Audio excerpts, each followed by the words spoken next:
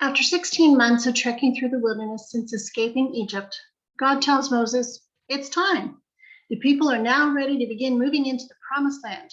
There's just one thing left to do, to take a survey of everything that's there. And what a land they find. Just as God promised, it is a land flowing with milk and honey. Unfortunately, it's also at this time that we find the Israelites rejecting God's plan and God's resulting pronouncement. No one 20 years of age or older, aside from Joshua and Caleb, will ever set foot in the promised land ever again, but will instead die in the wilderness. Today, we're going to find out what went wrong.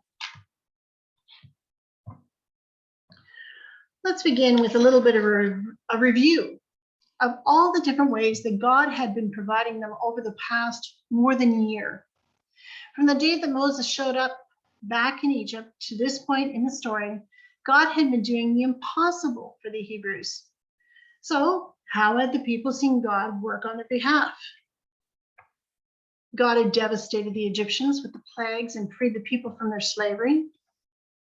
He had then parted the Red Sea to provide an escape for the fleeing people and had used these same waters to destroy the entire Egyptian army. God had led them in a pillar of cloud by day and a pillar of fire by night. He'd also provided water for their entire journey, including causing water to pour from a rock and sweetening the waters of Marah. He daily provided them with manna, what is it? Food from heaven. Their clothes and shoes never wore out. He had given his laws and his instructions for building the tabernacles so that they would have God living in their midst and would know his expectations. And now he was making good on his promise to give them the promised land. So let's find out what happened next. In Numbers 13, we read, the Lord now said to Moses, send out men to explore the land of Canaan, the land I'm giving to the Israelites. Send one leader from each of the 12 ancestral tribes. So Moses did as the Lord commanded him. He sent out 12 men, all tribal leaders of Israel, from their camp in the wilderness of Paran. In verse 13, when they came to the valley of Eshcol, they cut down a branch with a single cluster of grapes so large that it took 2 of them to carry it on a pole between them. They also brought back samples of the pomegranates and figs. That place was called the valley of Eshcol, which means cluster because of the cluster of grapes the men cut down there. After exploring the land for 40 days, the men returned to Moses, Aaron, and the whole community of Israel at Kadesh in the wilderness of Paran, and they reported to the whole community what they had seen and showed them the fruit that they had taken from the land. This was their report to Moses. We entered the land you sent us to explore, and it is indeed a bountiful country, a land flowing with milk and honey. Here is the kind of food it provides. So Moses has chosen 12 men, one to represent each of the tribes, to go and spy out the land for 40 days. And the 12 come back thoroughly impressed with the land. Can you imagine how large this grape cluster must have been? Heavy enough to require 2 men to carry it? That's huge.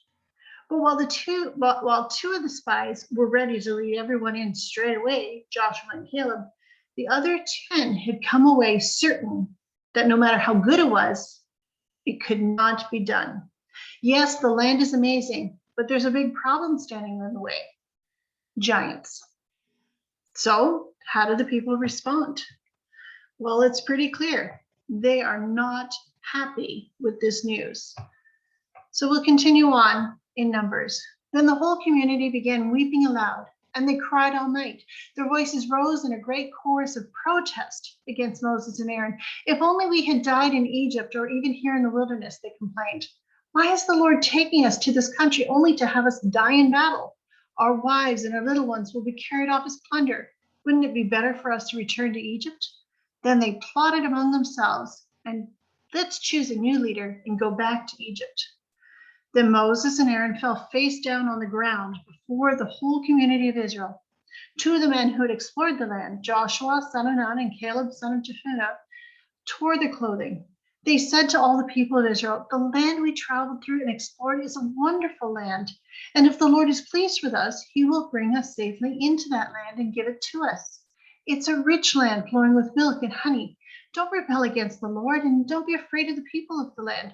They're only helpless prey to us. They have no protection, but the Lord is with us. Don't be afraid of them." But the whole community began talking about stoning Joshua and Caleb. Then the glorious presence of the Lord appeared to all the Israelites at the tabernacle. When the community heard the disheartening report of the 10, they panicked. Their fear made them distrust everyone they should have trusted: Moses and Aaron, Joshua and Caleb. But what is most telling is their utter distrust of God. They had experienced God's miraculous intervention on their behalf so many times in their recent history, providing rescue, water, food, and his direct guidance over and over. But they appeared incapable of transferring their previous experience of God to their current situation. Instead of remembering, they doubted God's ability and willingness to provide and to fulfill his promises. They decide that the only solution is to choose a new leader and return to Egypt. Moses and Aaron beg them to reconsider. Caleb and Joshua plead with them not to rebel against God. If they will only obey God, nothing will stand in their way. But they haven't any interest in listening to an opposing opinion. They've made up their mind. Rather than being swayed by Joshua and Caleb's report, they begin talking of stoning them. No alternative opinions are allowed here. It's at this point that God intervenes. He has seen enough and he has made a decision. So from Numbers 14, God changes his plan. And the Lord said to Moses, "How long will these people treat me with contempt? Will they never believe me, even after all the miraculous signs I've done among them? I will disown them and destroy them with a plague. Then I will make you into a greater nation, mightier than they are." But Moses objected. "What will the Egyptians think when they hear about it?" he asked the Lord. "They know full well the power you displayed in rescuing your people from Egypt.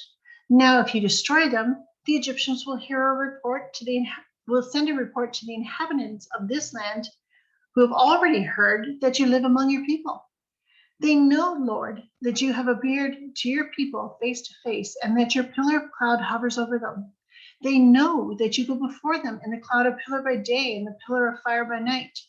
Now, if you slaughter all these people with a single blow, the nations that have heard of your fame will say, 'The Lord wasn't able to bring them into the land he swore to them, so he killed them in the wilderness.' Please, Lord, prove that your power is as great as you have claimed.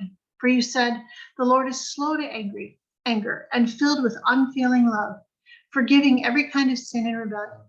But he does not excuse the guilty. He lays the sins of the parents upon their children, and the entire family is affected, even children to the third and fourth generations.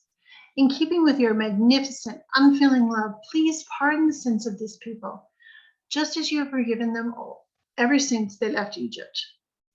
Then the Lord said, 'I will pardon them, as you have requested.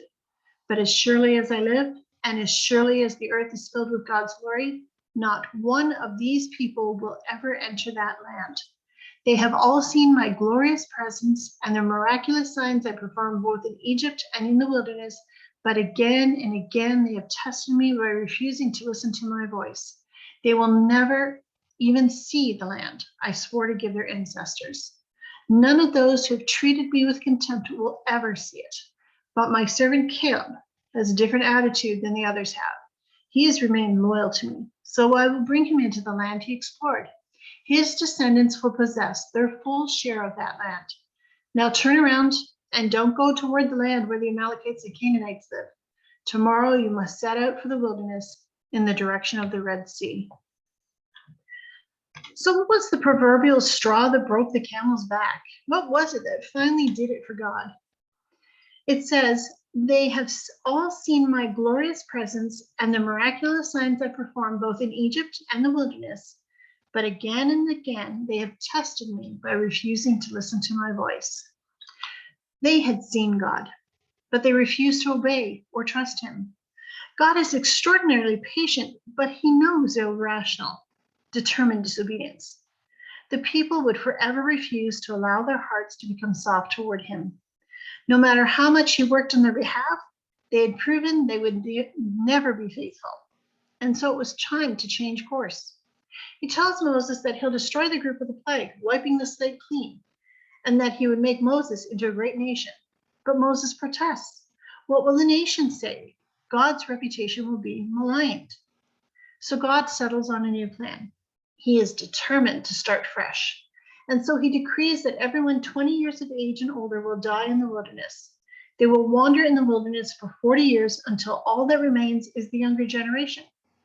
Aside from Joshua and Caleb, the oldest Israelites entering into the promised land will be 59 years of age.